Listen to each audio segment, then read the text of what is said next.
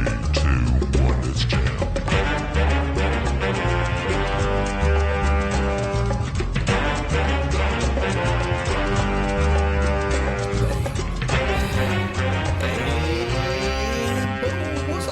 What's up? Welcome back, goddammit, to another edition of Tell Me a Joke, the guy line of Jason the Dream. I'm your host of Maniacal, Menace, say the whole thing like a pimp named Slickback. And today, goddammit, today on the podcast with me, I've driven a ways to get to this young man here. All right, and this is a freshly dressed man who knows his way behind a camera. Put your hands together for Xach Blunt. Xach.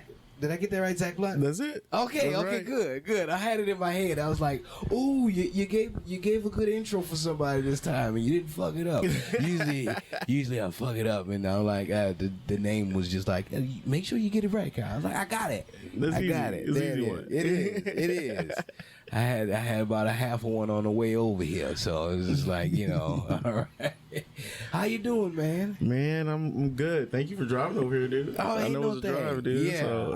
I enjoyed the traffic. It wasn't bad at all. Okay, cool, It man. wasn't. Yeah. So I'm blessed, bro. That's good. It's good to Yeah. see you, man. You too. Yeah. This is a nice area out here. I'm glad that we did do this outside.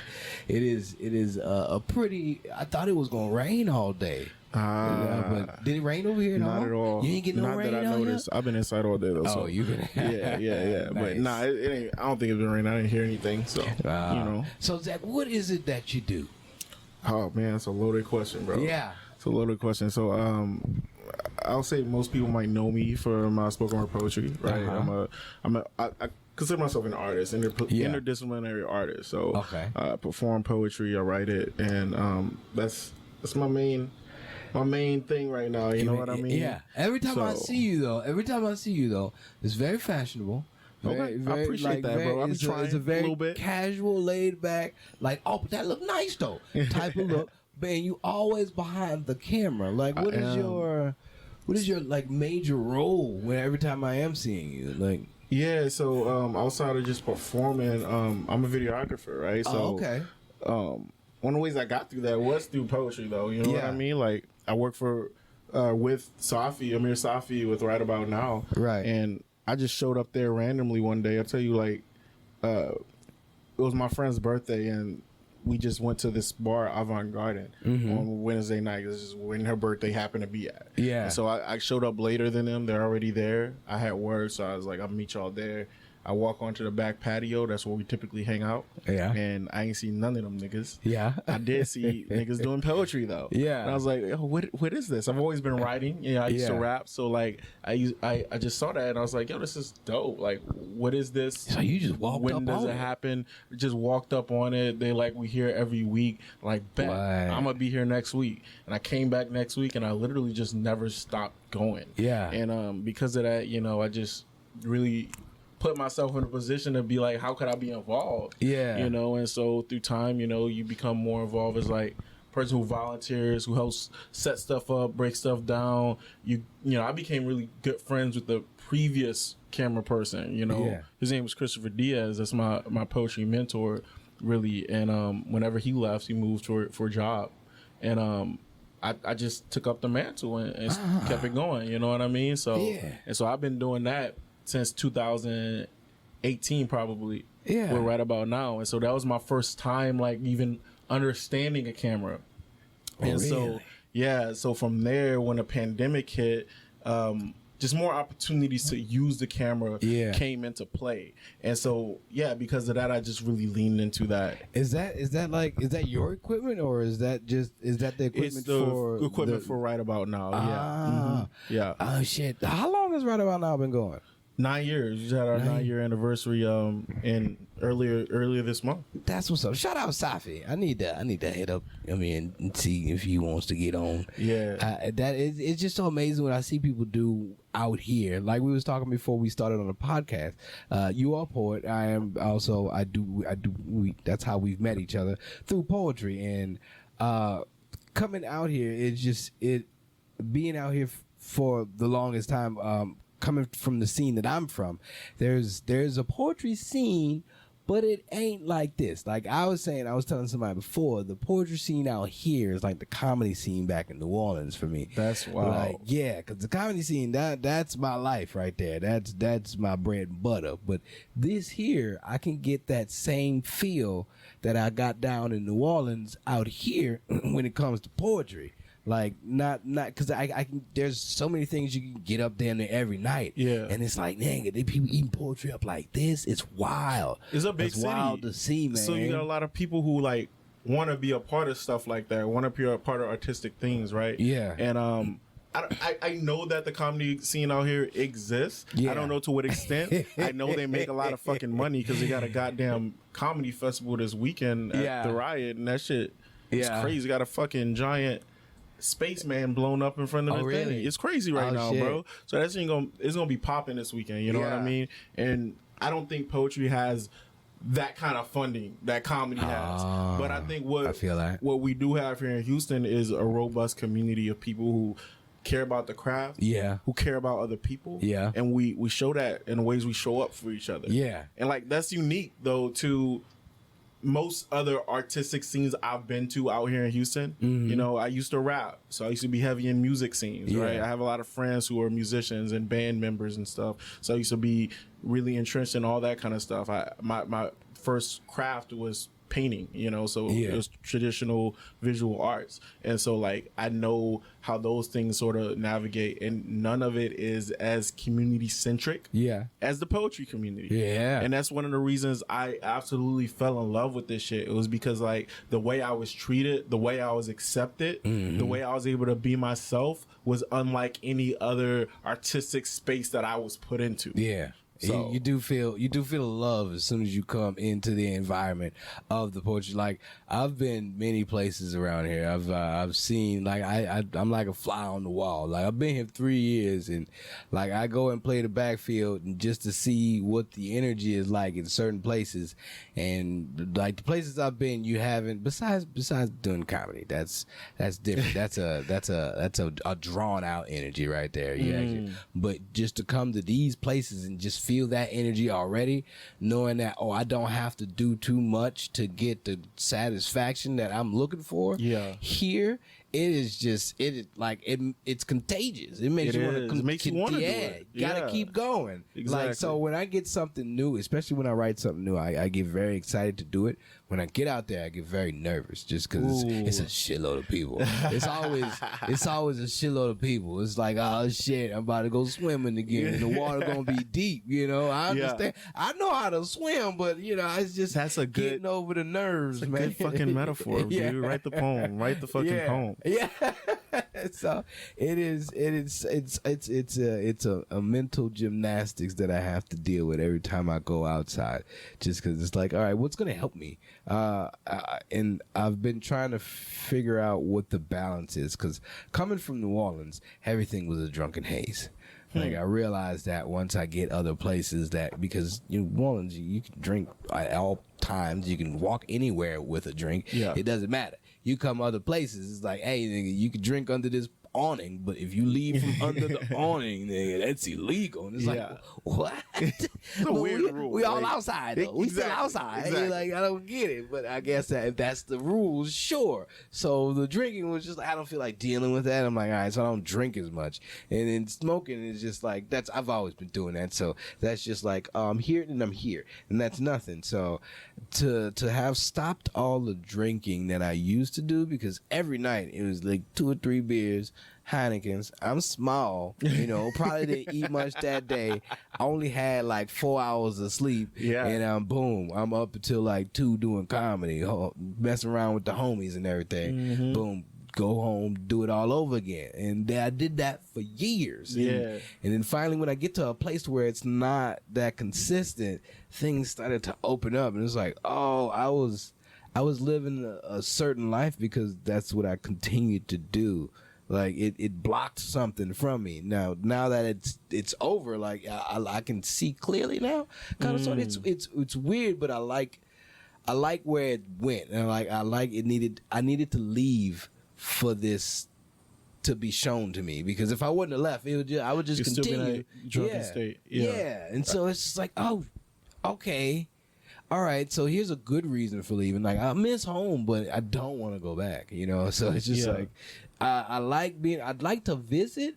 It feels more homely when I visit, but I understand if I stay too long, that Gregory and that voodoo try to keep me in, and I'm like, no. But I'm curious about this because you say it's like a drunken haze, right? Mm-hmm. And like for me, there was a point when I got into this when I was like, okay, I'm gonna lean into this craft of spoken word shit. Yeah. You know what I mean? Which is not like, I think spoken word encompasses both poetry and comedy. Yeah. I think it's all the spoken word to me. Mm-hmm. I think the elements are really similar. The ways that they're implemented are different, but what I'm trying to get at is like when I started at, it was this feeling of euphoria. It was this like feeling of like, yo, like this is dope. I could do this forever. I could always be on the road. You know what I mean? While I was traveling places. But at some point, I think it cleared up, but not in a way that like made me feel like I'm living life wrong. But it cleared up in a way to be like, okay, but like what now? How are you going to be intentional with these things you've been learning? You want to strategize how you can continue to do it. How could you sustain yourself with this shit? You know what I mean? Yeah, that's where I'm at now. See, this is the part of the podcast where I've been doing this for like 3 years now. So tell me a joke, the guideline of chasing a dream. We are all dream chasers out here trying to chase a dream to get to a certain point in life to where we can become successful and feed our family off of our craft. And at this point in time, I'm still stuck in the lull position to where I haven't said this yet, but I'm thinking about quitting doing electrical. I've been doing electrical for like 17 years now, and it's made the money to where I can go ahead and go anywhere in the world and be able to sustain myself because I have this skill, this craft. But it don't like that's cool, but like I also have this other skill that I'll prefer to be doing. Yes. And that's where it's just like, fuck, I'm stuck in this rut right here. Mm-hmm. How do I get out of this rut and hop into this rut, but also still like maintain sanity and be able to pay bills? Yeah. You know? Like I want to go, and it's hard. I be telling my friends this all the time. I have a really good friend who lives in California right now, actually. She's from New York. And we talk about this all the time and how, like, there's no, like, one right way. Like, in most careers, it's a trajectory. Yeah. You go to high school, you graduate, you go to college, you get a fucking degree, you apply for jobs, and colleges are typically pretty good at helping you with that transitional process, and you get hired and you work there for fucking ever, or you switch companies, but it's Stuck rare in the that box. You know what I mean, you do the thing, and it's a trajectory, right? As an artist or creative, that does not fucking exist. No. There's no trajectory schooling you can put you on that's going to get you the desired result. No. There's no like course that you can take that's going to be an outcome of like employment and what you want to do. And so you got to figure that shit out for yourself in a lot of ways. And it's hard because what do you do in the meantime to sustain yourself, to pay those bills? You know what I mean? And I flip-flop back and forth, too. Like, yo, do I want to go all the way in on being a full-time artist? Right. Or do I want to have some fucking health benefits? Yeah, exactly. Oh, man, that's exactly where I'm at. I'm like, man, I've been working my ass off so hard just so I can get benefits. Because whenever you get hired on with a electrical company out here, instead of doing staffing, for the 3 years that I was working out here, I was just doing staffing. And if you're just doing staffing, you get bounced around like you ain't nothing. Like boom, boom, boom. Here, you done here. And anytime you're on staffing, the first people that get let go is the people from staffing. And so I'm like, man, I need benefits. Like I need to get a checkup. I'm almost 40. I need to get back to that doctor's office at some point in time, but I don't want to spend an arm and a leg trying to do it. Exactly. So the benefits would help me out, and it's like I've been working my ass off just to get on with a company. Finally got on with the company, and I'm like, man, I'm finally made it here, and I don't care. I don't want to do it. Like I'm glad that I'm making the money that I was asking for. Yeah. But now I'm to where you already want to pivot. Yeah. It's weird, right? Because like, I don't know, I've been kind of really into like figuring this kind of shit out, right?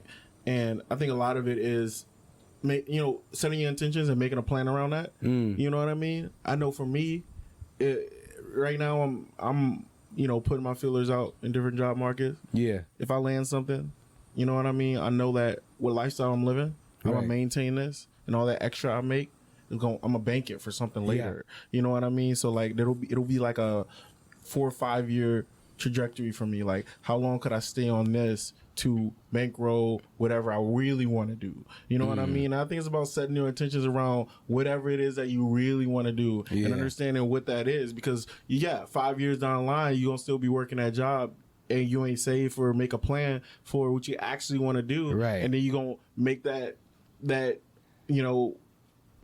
whim decision to like, all right, fuck it, I'm gonna go in and be a full-time artist now, but you're not gonna have the backing of the plan that you could have made 5 years ago. You know what I mean? Now Like, you starting from scratch.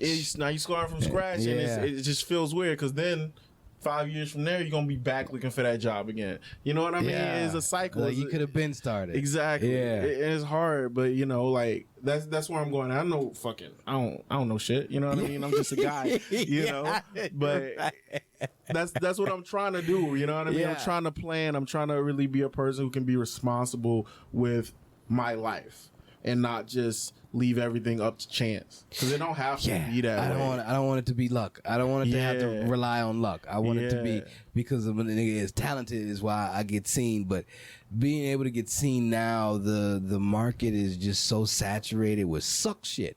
And it's just like, but everybody eating up the suck shit because it comes so fast. It's like, oh, this is, it appeals to somebody, and there's a lot of somebodies in the world. Yeah. So you got a lot of suck shit appealing to a whole bunch of people, and I think it overcrowds the good quality things, like the good quality pieces of art that they do have out there, and it just seems like all of this is so hard, and you get overlooked. It's like, why am I getting overlooked? I'm nice. Like, people, motherfuckers not seeing me. It's like, it feels like you're going to be underground. And I'll be telling my partner this. I'm like, I don't want to be the Jordan of the ghetto, I don't want to be the LeBron of the hood. Like, I don't want to be like, man, they got a nigga down there, son. That nigga to shoot up a fucking J, son, better than ever. But, you don't see him because that nigga can't get out of his situation. Yeah. It's like, fuck. You need the LeBron of the hood, though. True. You know what I mean? And so it's like, if the opportunity presents itself, cool, let's fill the role. Just like the way I do video for Juan, you know what I mean? Like, the opportunity presented itself. If no one filled the role, then you would have had Safi doing more work. Right. I had the skills, let me fill the role. You know what I mean? Pass me the rock. But I see what you're saying. Like, a lot of times we feel like we're bigger than whatever that is, and a lot of times we could be. And I take work. Yeah, devotion, time, patience, all that shit, right? But like, I think that humility part is something that we can't really overlook, because I know niggas that's been doing it and putting on for community. Black Snow, legend in poetry out here. Yeah. That nigga been doing it for years. Yeah. That nigga been doing this shit since before I was born, bro. You know what I mean? And like that man deserves all the flowers as every other person that made it. Yeah. But he never gonna be that guy. He never gonna be that guy. Mm-hmm. You know what I mean? But that don't mean he ain't put the work for whoever's gonna be that person to be that person. Yeah. You know what I mean? Without him, like, a lot of this shit wouldn't exist, because he kept it going. Yeah. You know what I mean? So you need the local legend. It's so crazy that you bring up Black Snow, because I've done 1 or 2 shows with him there. Like, they were part of his organization, but somebody else brought me on, and it was them putting the show on, and he was there, and I was like, you feel like you feel his presence, basically. You was like, you look at him like, man, it don't seem like this show should do well, but I don't know who this is, and it seems like everybody is for this motherfucker. Yeah. And every time I've been to one of the shows, and it's been packed. Like, Okay. geriatric pack, but it can pack nonetheless. Like, I be like, man, I'm talking to my grandma in this motherfucker. You know, and that's part of it too. You know, I think that the sustaining process, we always look at it as like, are there venues for us to perform, but also is there funding for us to perform? Right. And what funding looks like is who willing to pay for some shit. Yeah. And the reality is, older folks have money. These college motherfuckers broke. Yeah. So like, yeah, I want to perform for the young folks. Yeah. But like, these niggas ain't paying my bills. No. You know, so like that's a whole dynamic that's crazy. It's so confusing because I want to just jump. I just want to just jump straight off and jump into the deep end and see what the fuck happens. But I can't just. It's not just me that I'm worrying about anymore. Like before, I could have, but I always lived in the life of luxury to where I've always had the things that I've wanted because my dad always told me to work for the shit. So I worked for it and I got it, and it's like, all right, cool. But now that I have this other thing that I want to do full time, like that shit it doesn't make me happy no more. And so it's just like, all right, I got the things that I want. Boom, got a house. Boom, got a wife. All right, cool. Now my wife in my house makes me happy. That's cool. That's not gonna never not make me happy, but I'm just saying, like, you know, I've gotten all the cars that I've asked for, you know, and it's like, all right, cool. Now what? And it's just like, it's there, but it doesn't give me. I don't have any happiness because I'm not driving this car to the places that I want to be. Yeah. Now you're talking about intrinsic value. Yeah. You know what I mean? That stuff that's going to be life-giving. That stuff that you can't put a dollar amount to it. Yeah. You know what I mean? Exactly. Like, and I think that, like, this is the tricky part about life in general. I think that is crucial to sustaining life. It's the fucking crux of this shit. Like, why would we be here miserable as fuck? Right. I don't get that shit. Right. Like, you know what I mean? And like, there's a lot of people that suffer with mental health shit that like, it's a hard thing to be in because like, yo, I wouldn't want to be here if I was fucking miserable either. Yeah. You know what I mean? So how do you have that intrinsic value whenever you can't afford it? Yeah. You know what I mean? Right. So it's a tricky thing because like it's dumb to be like, yo, that person don't deserve happiness because they can't afford it. You know what I mean? Like, damn, that's a way to think. Yeah. Jesus. It's crazy, you know, and I think everybody should be looking for that. And it's different for everybody because I was Ubering up to a spot in Houston yesterday and just chopping it up with the Uber driver, and you know he works in the plants and stuff. And he was saying something about like just like being fulfilled or whatever, right? And like how like he's looking for that. And it's like something that we all looking for. And whenever you can't find that, it's just a perpetual search for it. And so like I think everybody should be able to like have an opportunity to find that, and it's easier for others. Like some people, they are cool with like having that 9 to 5. Working at the plants. Yeah, they like, don't mind. Just hanging out. They go home to their wife and I've seen it for years. And like, I am so fucking envious of that. Like, I wish those things made me happy. I wish those things brought me life. Oh, you know what? To be honest with you, it don't make none of them happy. Ain't none of them happy. To be honest with you, son, they are all miserable. They come. You don't think I think some of them are cool with it. Okay, the ones that really, really, really love doing their job, just doing construction, those motherfuckers, which is rare because everybody else is a complainer. Yeah. Those motherfuckers, sure. They like waking up and being there early, gung-ho for the job. I got you, boss. But even if it's not like gung-ho for the job, right? But like they gung-ho for the lifestyle. Right? Everything's going to be hard work, whether you're an artist, whether you're a construction worker, whether you're a plant worker, whether you're a doctor. Everything going to have challenges in your work, and you going to not want to do some of that shit sometimes, right? But I feel like it's a lifestyle. Whenever you can do that job and know that it's worth it because I get to go home and see my wife and kids. Yeah. And that's enough for me. Bro, a wife and kids will never be enough for Xach Blunt. Like, you know what I mean? Like, I need more art, bro. I need a community of folks that I can talk about deep shit with, and that not just be one person and my wife. You know what I mean? Like, I need like more to sustain intrinsic value and happiness. You know? So, you got any kids? No, bro. Yeah, Hell you no. said no. Hell no, bro. It ain't even lined up on the priorities. For Nah, me. so what was your like growing up? What was the thing that you knew you was gonna do, or that you wanted to do? Yeah, like as a little youngin. as a like career. Yeah. Yeah, I thought I was gonna be an architect, bro. Yeah. Yeah, man. For a long time, I thought I was gonna be an architect. So I knew it was gonna be something. I thought it was gonna be something artistic. Yeah. But more visual arts. Yeah. I didn't really know that I was gonna lean so heavy into performance arts. It's weird how that comes about, doesn't it? But it's weird that I didn't think so because I've been rapping since I was 12. Okay. Right. So did anybody tell you maybe you should do poetry, or it was just that one day when you walked in the Avant Garden on a Wednesday? I think rap is poetry. You know what I mean? It's the same in ways for me, right? Right. So whenever I walked in and like that was the moment where I decided, yo, I'm gonna distill this down without tracks, without a rhyme scheme, particularly, right? Like, and I'm just gonna lean into spoken word and the free verse of this. That was the moment for that. But like, shit, I think the narrowing of like being an artist came just throughout my life. Mm-hmm. Probably around like the end of high school, it was really on some like pick Xach. Is it gonna be visual art or is it gonna be music and performing arts? Yeah, you know what I mean. And so like I think I picked performance. Yeah. And so green like pill, huh? right, shit. And so with that choice, it was like I'm leaning into music more. And so like I did like music for like 4 years, where I was still working 9 to 5, miserable, but like I go home and I record, I write songs and do that thing or whatever. And I've never been good at promoting myself.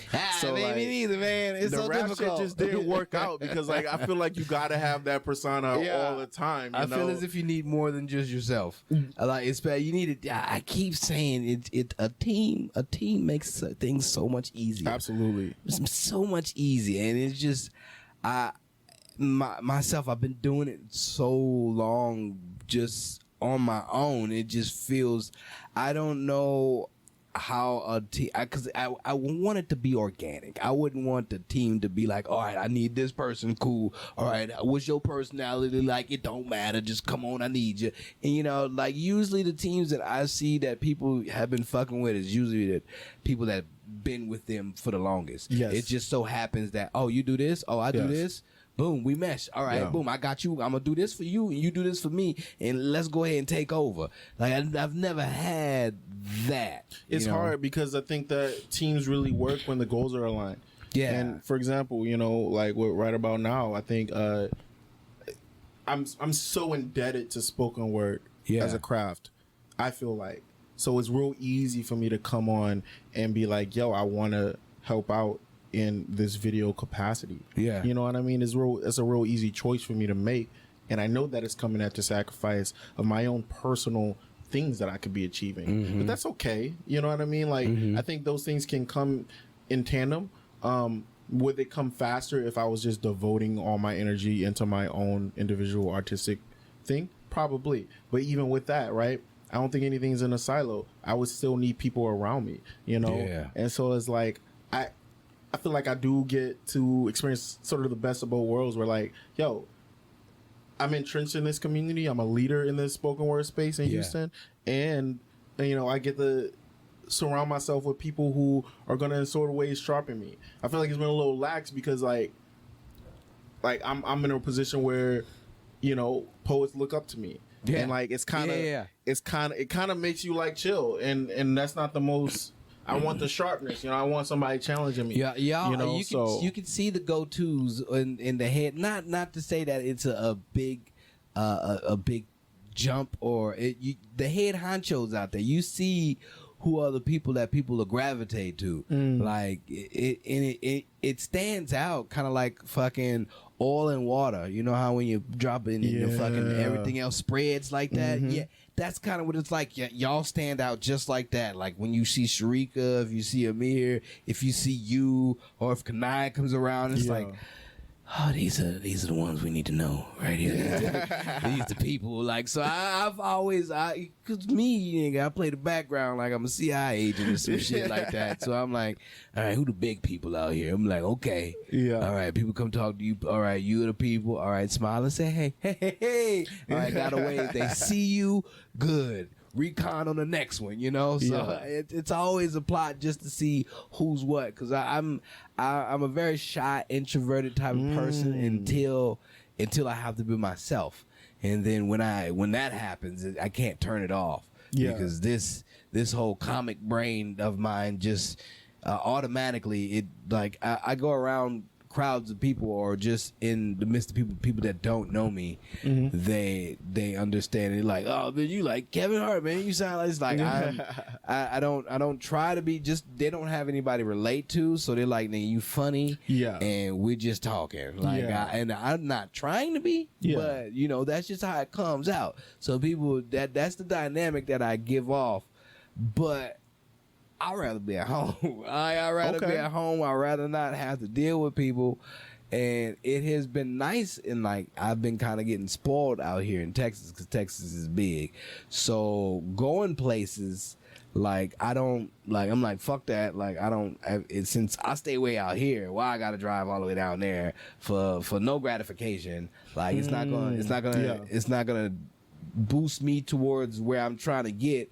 So I want to say this is one of the reasons why I haven't done comedy so much, because I don't get that satisfaction just from sitting out at these open mics. Gotcha. You know, I haven't been out in people's face enough to be like, hey, can I hop on your show? Like, I'm one of those people I'd rather be in the presence of y'all, in the presence of the people that put on the shows, just so they can be like, okay, I see him, he out here, he about his shit. You know, but most of the time it's like I can't waste that time and effort on that because I'm trying to get somewhere, and that's what's making things even more difficult. You know, because I'm getting real lazy with not going places. And like I was saying before, I used to always go places every night. But now it's like I need to also judge my time. And I need to rest my body because, you know, working 40, 50 hours a week, but also trying to chase a dream. It's like, nigga, both of them don't work hand in hand. Bro. Yeah, you got to find that balance with it for sure. Yeah, and sleep is top priority now. Like it's becoming mine too, bro. I used to not sleep at all. I can't do the 4 hours. I'll sleep later. Now you don't know. No, I've realized that getting a good amount of sleep at night, like I've been using my watch and shit. Got you. Yeah. So to see the actual sleep that I've been getting and how it affects my memory. Yo. Oh, I've been trying to make sure that I have been on that.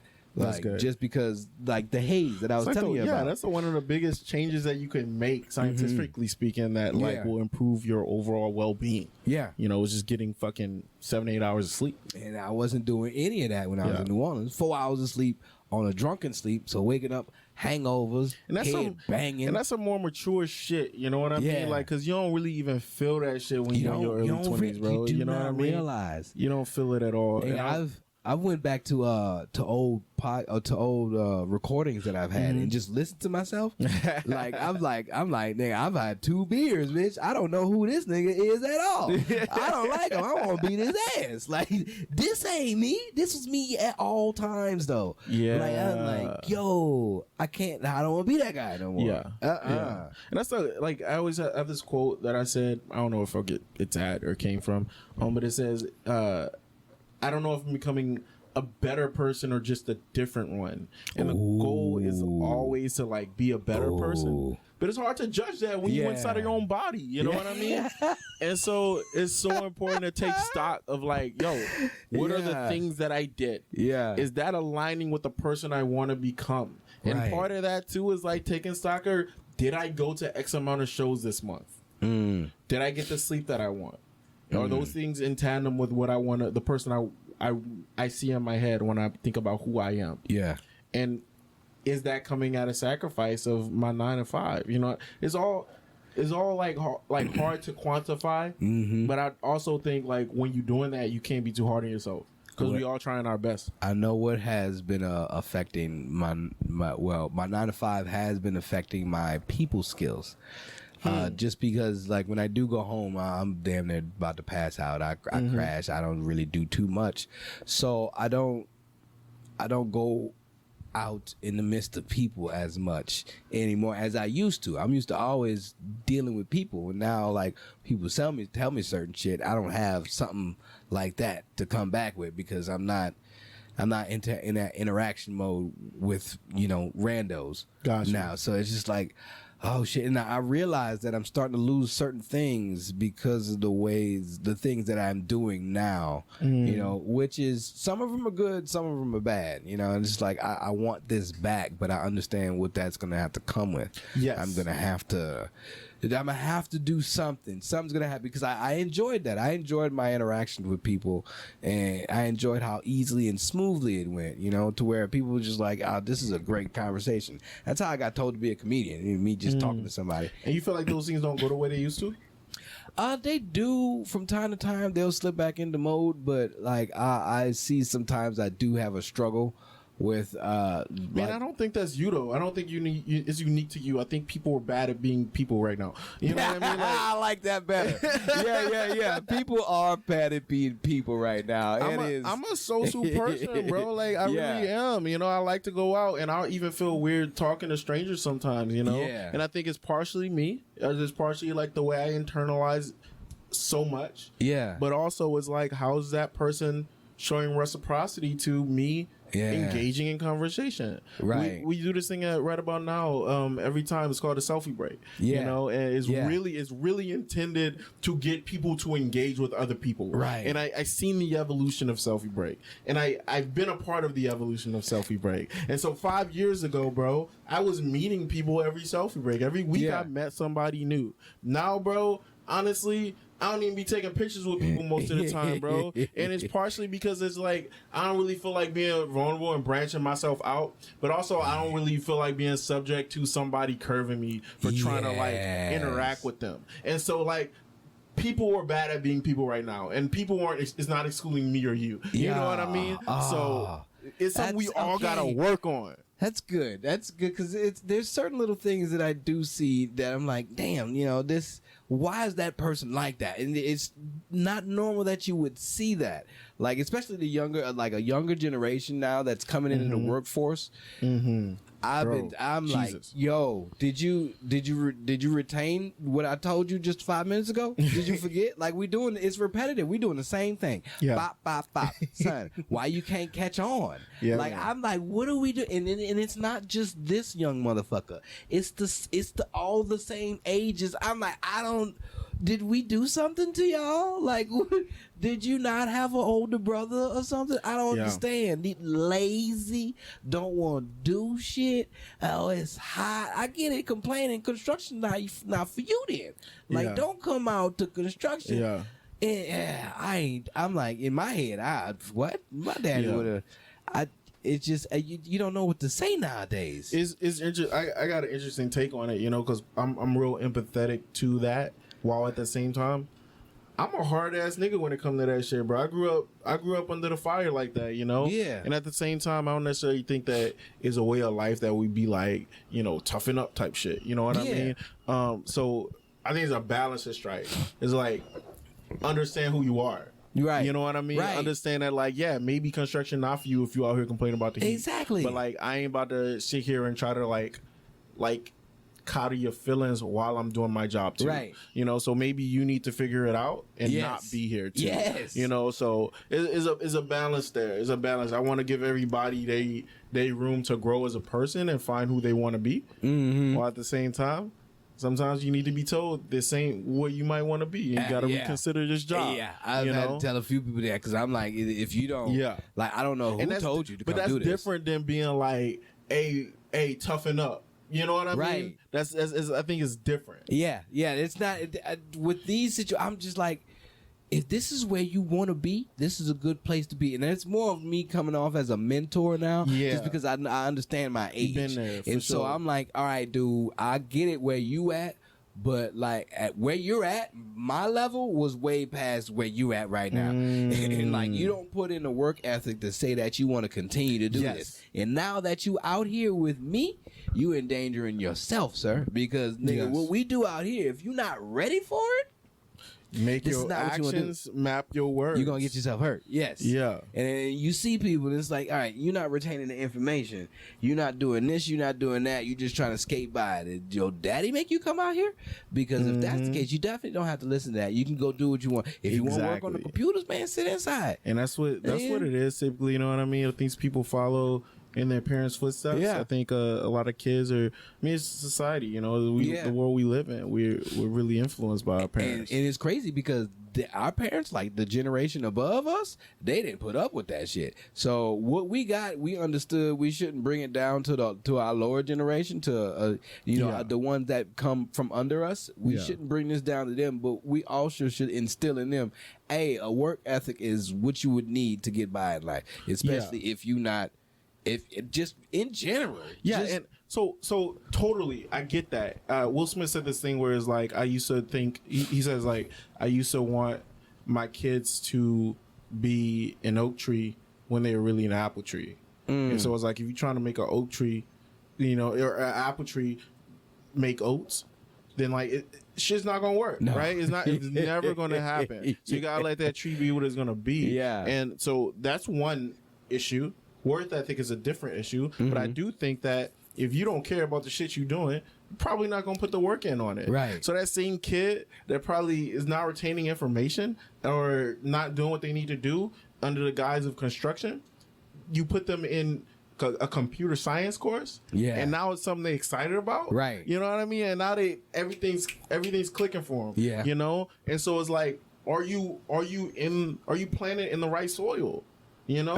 So I think that's part of it. I think work ethic is not this. And see, you know what I mean? I think because I know with my little brother, he needed to be pointed in the right direction. It's like they don't want to take the initiative to be like, man, what you want to do? Like I asked my nephews and them. I had a conversation with them on the podcast, and I was like, what you want to do? Like some of them knew, like most of them knew, but the other ones just like, yo, you can think about this now. You can do whatever you want, man. Whatever you want in the world. Yeah. Once you become an adult, like I told this to my ex, I was like, yo, you're an adult now. You ain't gotta listen to your parents no more. I mean, listen to them because they wise. You got but wisdom. But you also got to make your own decisions. Absolutely. You free. The floaties are gone. She was like, wait, what? I was like, yeah, you. If you just want to leave and go to Florida right now, you can leave and go to Florida. You grown. She's like, wait, I ain't gotta ask nobody. What you gonna ask them? For what? Bitch, you live with me. Let's go. She's like, oh, she got scared because she felt like the weight the world lifted. just opens up. Yes. And I'm like, I want this younger generation to be prepared for that, because I'm like, all right, you just thinking that shit's gonna be given to you, which most of the world. For that, it has. Like, for the people that's just coming up, shit has just been given to them. Like, boom, you got TV. Boom, you got the internet. Yeah. It's just there. I remember times when I never had a cell phone. Like, I remember when cell phones came around. Boom, you got cell phones. These motherfuckers coming out the womb talking on the phone. So it's just like, they have so many amenities to where they don't really have to do too much. And this world is so coddled now. And when you see this younger generation come into a construction field, it's like, you better hope these robots take over, because y'all gonna come out here, y'all gonna lose some fingers, y'all gonna lose a foot. Yeah, you brought up a good point with that, and I don't think that. I think again, situations always are contextual. It has to be contextual. So again, like wrong soil for the wrong seeds, you're gonna have a bad outcome. Yeah, right. So you're right. Whenever technology is the basis of our kids' upbringing, they're not going to be builders. They're not going to be tactile people. Yeah. And so it's like, how do you insert that into a society? You probably have to make room for that and take away, social media or technological devices and have them play with more basic things. Hands on. You know what I mean? And I think that's fundamental. I think that's a huge part of why we see just such a move toward technology. Because like these same folks that probably are really bad at construction could probably bang out like 7 TikToks a week. You know what I mean? And that's just as much work. Qualifies as work just as much as anything else. How's it gonna build the economy though? and to your point, right? That's a really valid point because like there's a lot of infrastructure that needs to be built, and right now we don't have the labor to build it. You know what I mean? And so it poses itself a real problem, and how that's just so lopsided in its distribution. We got to figure out a way to correct it. You know, and you're right. I'm not confident that we have the workforce to correct it. That's wild. To say we got on that tangent, it's just so crazy because, like, my whole thing is like, fuck this job. Go ahead and chase your dream. But we need people to do these jobs. I need a building to work in. So if I don't have you motherfuckers out here to build that building for me, you know, I can't. And that's the big to make it full circle, bro. That's the basis that I think that there's niggas that actually love that shit, bro. They actually love going to work and doing this shit. And I'm happy for that because I don't. And with my own personal shit, right? Like creativity, like all that shit, like putting shit together, making art, do it all day. Doing building shit, I'll do it all day. You get me doing some admin shit, some paperwork. I freeze. I fuck it up. It's gonna sit there for fucking ever. What you want me to do with this? I absolutely hate it. You need me to get a pen? Oh shit. You see what I mean? That's it. That you gotta get me to get a pen. I'm upset. I'm fucking upset. I don't even write my poems down, bro. You know what I mean? They just in my fucking head, dude. Like it's so, but like, that's why I recognize my gifts and the things that get me excited and the things that fucking don't. And like that's probably the biggest thing that holds me back as my artist is like checking emails, like following up on different gigs and things like that, right? Like it's a pain in my ass. I need a goddamn secretary. I wish people would email me at tellmeajoke@gmail.com. Nobody does. Nobody ever does. I probably should throw it out at the beginning. I didn't know you did this podcast since you told me. So you gotta get better at marketing it. I know. And it's just like, fuck. I wish I had the time. My wife, she don't do nothing. She be at the house. I'm like, put up my TikTok. She's like, all right. And then I got like 7 of them up there. I've been on this thing for so long. I've been on the TikTok for a minute now. And it's like, all right, this ain't never gonna grow. I'm gonna just systems, bro. Get the systems in place. You know, like you caught me on my schedule a little out of whack right now. But like typically Thursdays, so I'll do my 9 to 5 shit Sunday, Monday, Tuesday, Wednesday, Thursday, Friday, Saturday. I'm pretty much clear from going to an office. But like Thursday, I'll edit all of the videos that I need to edit for like right about now or any other freelance projects. And so if that don't happen on Thursday, I'll try to make sure it's done Friday.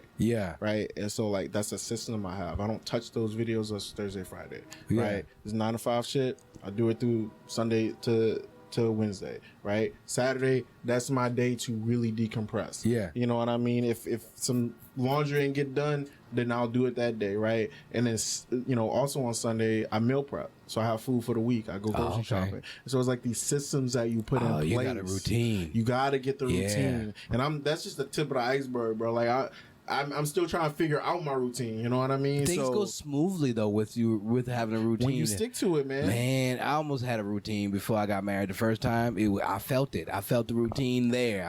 But this was before I did anything. Like, I was about to be one of those American standard people. Picket fence, the wife and a dog and some kids. That's it. You wouldn't see this cow. Fucking life. This cow here would not have existed. You know, if I wouldn't have dodged that first marriage bullet. The second one hit me in the heart. I'm like, ooh, bitch, you got me. But that first one, oh boy. And I felt the routine coming because it was just repetitive, daily boom. I do this and like the money was being saved. Like it was weird. I'm like, damn. Yeah. I'm not doing anything different besides sticking to it. Yeah. And it's weird too because I think like in a lot of ways, if I would have built the routines around the wrong lifestyle, I'd be miserable. I'd be fucking miserable. Yeah. But if I build routines around the life that I wish to live, around the things that give me life, the things that I want to actually be doing, now it doesn't remove the challenge, but at least I have guardrails to understand, like, okay, you gotta do these things. And like I said, the routine's not fleshed out yet because I don't even have, I told you what the routine is. I don't even have like routines for creative time. I haven't even set that up yet. Right. So like I haven't been writing as much as I need to, you know, because I haven't set that time and been intentional about creating those habits. And so I'm still working on building out the routine. It ain't finished. Oh, that's good. That's good knowledge right there. See, I always like, oh, you need to ask him about poetry and poems and shit. But no, man, it's always the meat behind the bones is what you really want, because that's what really gets you to where you need to go. Because people, it's just like, all right, you can always tell people how to write or how they should write or what. Not tell people what to do, but like, this is how I do it. This is how I do it. But just to go ahead and map out what you are doing to like make your sanity work, like that's fucking helpful. Like in my head, I always think like, oh well, learn about their past and learn about what makes them right and all that, but all that comes without me having to ask. And so it's just like, all right, eventually it'll get there, and boom, we've been on here for 50 minutes now. See, people don't realize, it's like, man, what we gonna talk about? I'm like, don't worry, it's gonna come. I never worry about that shit. I know. And I was just like, what we gonna get into? And there was things I didn't even have things that I wanted to ask besides what I had asked in the beginning. I'm like, fuck yeah, this is perfect. Like, like that whole routine thing. It's something I can relate to, because I was almost there at one point to where I'm like, nigga, if I had a routine, and I've been waiting to try to get that back. But just like you said, if you put a routine into the wrong environment, that's not what you want to continue to have a routine around. Yeah, shit gonna be miserable. Yeah. That's just that's akin to making bad habits. You know what I mean? Yeah. Like, you gotta make the right habits, and like it's a slippery slope too, because like you can make bad habits that feel good. You know what I mean? Yeah. Just like you think you're making good habits that feel terrible. You know? And you don't want those to stick. That's because habits are hard to break. They are. Habits are difficult to break. Yeah. Yeah, I used to drink coffee every day. I thought I was making a good habit for myself, and no, I was making myself feel terrible. I was making myself way more anxious than I needed to be. Yeah, I just recently, today was my first day where I did not take a coffee to work. To say that, you say that, and I'm like, I know I shouldn't do it every day. Listen, wife said you need to start switching to tea. I'm like, all right, I get it. And I still have energy supplements that have caffeine in it. It's like a dietary supplement, but it's not coffee. It's like coffee, and it's different for everybody. Some people, they good with coffee. For me, shit makes me physically anxious.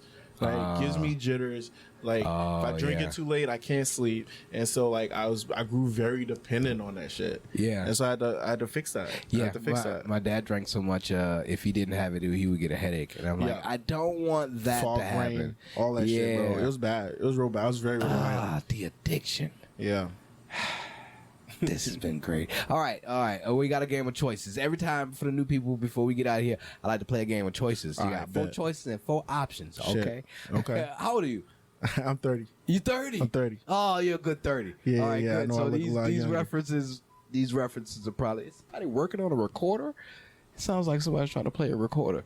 Anyway. All right. So you'll probably get these references. Right, if you don't worry about it. All right. I'll let you know what they are. 4 choices, 4 options? 4 choices and 4 options, all right? Sound the same. Yeah, they are. No, there will be once I put it all together. Is it 8? No. Okay, all right, you got cool. 4 choices and 4 options. Okay, yeah, all right. You're the first person that's ever asked that. Nah, I feel ridiculous. All right, your choices are: you got to be one, you got to raise one, you got to sell one, and have relations with the other one. Be one, raise one, sell one, in relations with the other one. All right, and that's your 4 choices. Now your options are my options. I get it. Either or. You're right. Okay. Mermaid, a Mogwai, a Mexican, and a manatee. Mermaid? Yes. Mogwai. Okay. A Mogwai is Gizmo. You remember Gizmo from Gremlins? I didn't get it. Like, I got you now. You know, I just watched Gremlins halfway for the first time last year. Yeah, Really? I didn't even finish the motherfucker. Oh, But, you know. good. So this is good. Mermaid, Mogwai, Mexican, and a manatee. The manatees, those are endangered species from Florida. I know. I got it. Right. Yeah. We don't manatee. Yeah. I get it though. You gotta. Yeah. For the people, you should Right. explain it. But yeah. Got you. So those are my 4 options out of my 4 choices. Gotta match these up. Yeah. It's like when you got 4 on one side, 4 on the other side. You draw lines or something. Yes, sir. That's exactly what it is. All right. Mermaid, Magwar, manatee, and then Mexican. Yeah. And then I got a B1. Raise one. Sell one.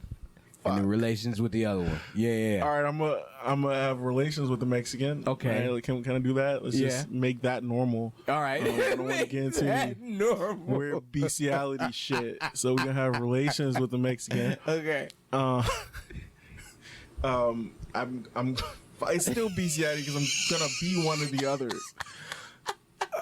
If you look at it like that, I'm gonna sell the gremlin. I'm gonna sell. Okay, what is his black name? market, Mogwai, the Mogwai. Yeah, I'm gonna sell him. Get some money off that shit. Yeah, definitely. I will be the mermaid. Okay. I'll be some aerial shit. Yeah, Yeah, Jason I'm with it. Momoa. How do you feel? Aquaman. That's a good choice. Yeah. I'll be that nigga too. Yeah. And then what is the last one? You raised the manatee. We're gonna raise up a beautiful extinct manatee. Yeah, there you go. It's gonna be great. That works. You took a safe route. That's fine. Yeah. Yeah, I think it could have went way worse. That should have been weird, bro. It gets weird depending on whichever category, however you go about it. Yeah. I've like. But the options always the same, or they change? No, you change them. It's like a fingerprint. Everybody has their own. It's so weird. To say I it's want to only play 4? the game every time. Yeah. You know, that's a good one. Yeah. To say it's 4, dude, it gets it. Like I had Chief Fortune on my Chief Ikena. on my pipe. Ikena. On my shit not too long ago, and no lie. Just the last, just that right there, 30 minutes, just for him to be like, nah.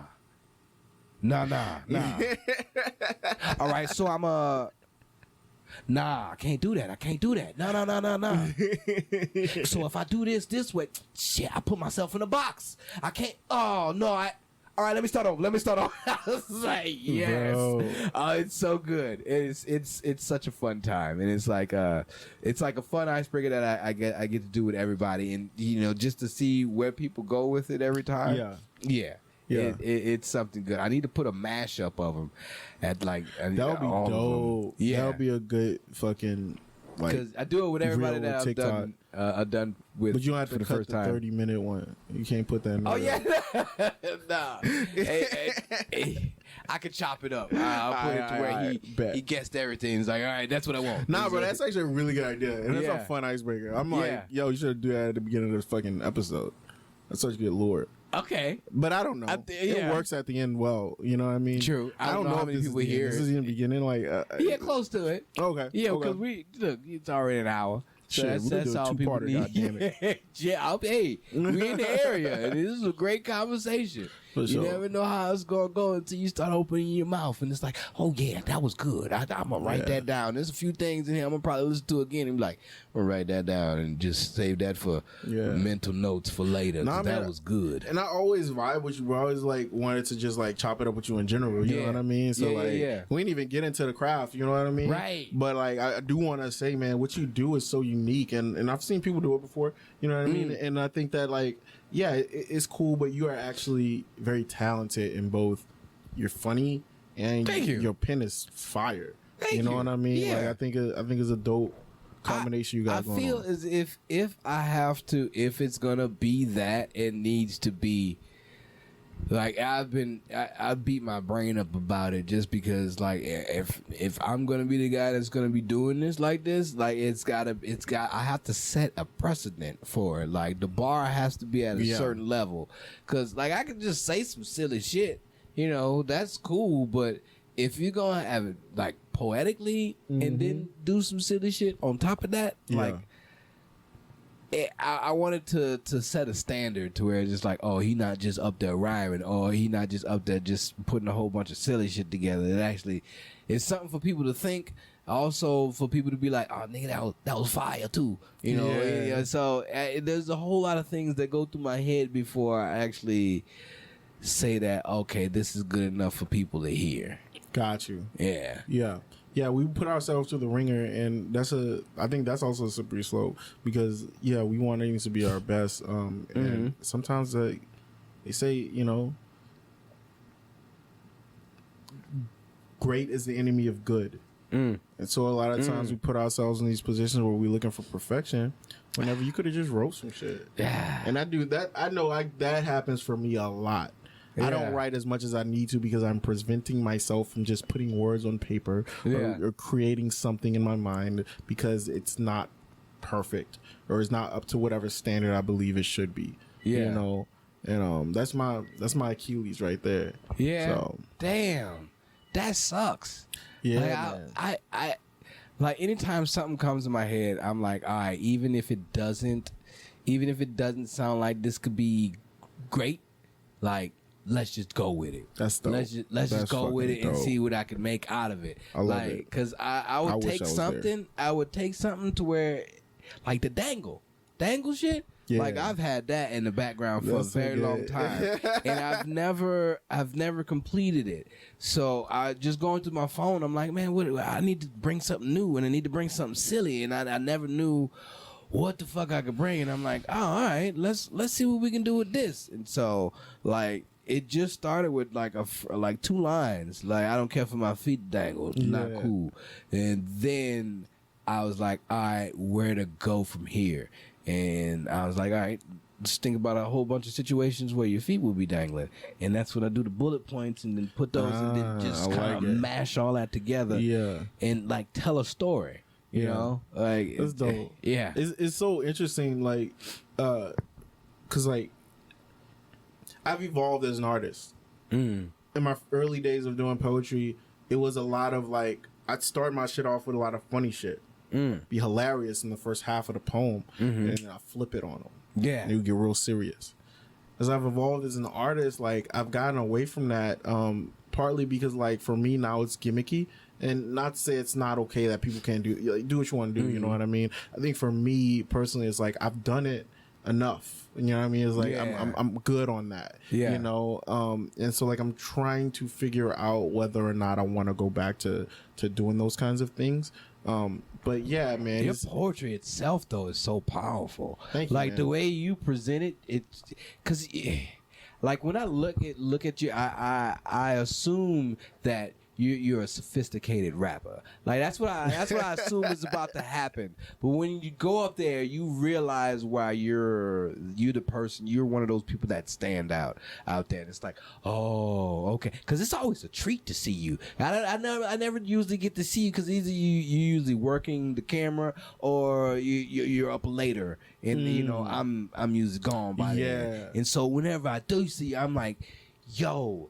The skill and I would say the lyricism that you have when you do spit, and also the story that you do tell, like it takes people on a journey, like because it starts off like you say that switch. It starts off mellow and then it builds into something that's just like.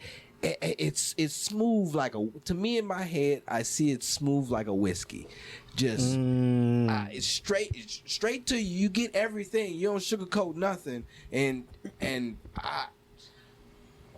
you are one of the people that I look at. I'm like, shit, I need to go home and start writing some other shit now.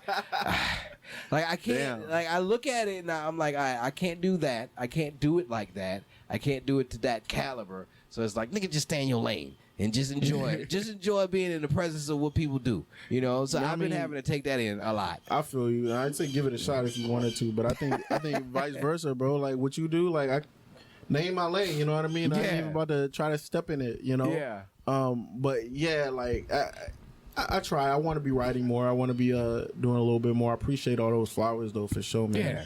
For definitely. Sure. Yeah, man. I mean, shit, this is what we out here to do, you know.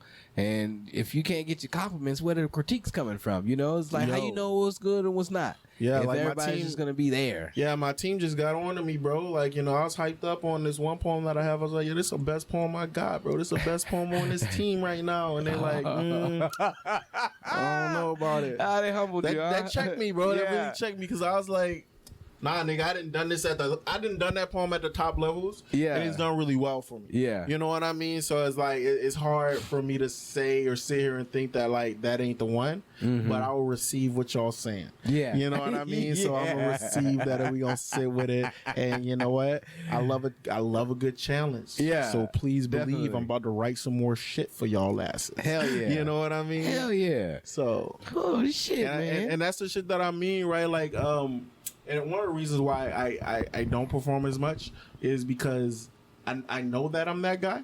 You know what I mean? In a space at least. In a space at least. And so it's like whenever that's the case and you get the love, that shit becomes addicting, bro. Yeah. It can be very addicting. And so like I really want to always try to avoid like falling into the trap of like people loving you because they love you and you loving that because like I want to be able to work and improve and get better, and that shit be earned in a lot of ways. Yeah. And so like getting up every week and doing the same poems and getting that same, you know, validation, it at some point you riding the wave of some shit that you don't even do no more. Yeah. Right. And so it's like I want to always continue to challenge myself to do new shit. Yeah. Or to be humbled by, yo, motherfuckers not showing me love this week. Yeah. Because I haven't gotten on the mic. And it humbles me. It's like, yo, I'm a regular person. Because like one thing about me is like I'll admit that I'm that nigga, but like you never hear me bragging about that. No. You know what I mean? Like you see me and you would never like honestly you just think I'm a camera guy if you never see me perform. Right. You know what I mean? And then I go on the stage and you're like, the fuck who is this? Yeah, exactly. You That's know? exactly what I said. I'm like, yo, the camera dude? Yeah. And like I keep it that way for a reason because like I really believe in like genuine connections, and that don't have to be off the strength of my artistry. Right. Like if if you know I'm that guy, you're gonna be more inclined to come and try to fuck with me. I want you to I want you to know I'm gonna fuck with you for as a person you status. are, not for the status I am, not for your status. You know what I mean? Right. I don't like that shit. You know what I mean? I very much like, you know, having a human interaction without all of that fluff. So yeah. These mosquitoes are starting. Yeah, they starting to do the thing. So you know, shit, nigga, we have it has been good, man. It's been great. This is a great conversation, man. But before we get out here, let everybody know where they can find you at, Zach. You can find me at Xach Blunt on every social platform. That's Instagram, Facebook, Twitter, TikTok. No, Zach with all X. the shit. That's XACH. BLUNT. XACHBLUNT. There it is. My website's also ZachBlunt.com. XACHBLUNT.com. Oh, hell yeah. Well, everybody, this has been Tell Me a Joke, the guy out of Chasing the Dream. I've been your host, the Maniacal Menace. Cosman said the whole thing like a pimp named Slickback. And until next time, keep dreaming, jokers. I think that's what it's going to be. Keep dreaming, jokers. Or keep joking, dreaming. One of we going to